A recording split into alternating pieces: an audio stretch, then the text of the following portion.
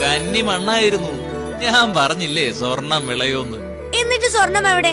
കപ്പ മാത്രമല്ലേ കിട്ടിയുള്ളൂ? അച്ഛനല്ലേ ആ വരുന്നത്. ഈശോമിശിഹായ്ക്ക് സ്തുതിയായിരിക്കട്ടെ. എപ്പോഴും എപ്പോഴും സ്തുതിയായിരിക്കട്ടെ. വക്കീൽ സാറേ, നല്ല വിളവാണല്ലോ. കർത്താവിന് സ്തുതി. കർത്താവാണ് നമുക്കെല്ലാം തരുന്നത്. പള്ളിക്കുള്ള വീതം കൊടുത്തേക്കണം കേട്ടോ.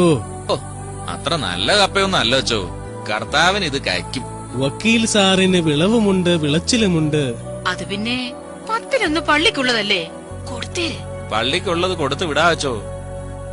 ഇനി നമുക്ക് നെൽകൃഷി ഒന്ന് നോക്കാം.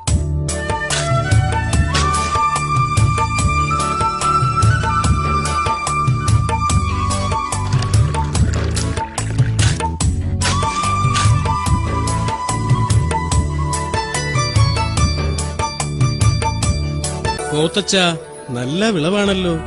ഇത്തവണ പകുതി പള്ളിക്ക് കൊടുക്കണം. അത് വേണോ അച്ചോ? പോത്തച്ചോ, ഈ ഭൂമിയും പ്രപഞ്ചവും കർത്താവിന്റേതാണ്. നമ്മൾ അതില് കൃഷി ചെയ്യുന്നുവെന്ന് മാത്രം. കർത്താവ് നിന്റെ പങ്കുകാരനാണെന്നുള്ള കാര്യം നീ വിസ്മരിക്കരുത്. അതുകൊണ്ട് പകുതി കർത്താവിന് കൊടുക്കണം. അച്ചു, ഒരു സംശയം. ഞങ്ങളിവിടെ കൃഷി ചെയ്യുന്നതിന് മുമ്പേ കർത്താവ് ഈ സ്ഥലം നേരിട്ട് കൃഷി ചെയ്ത സമയത്ത് കർത്താവിന് എന്നാ കിട്ടി?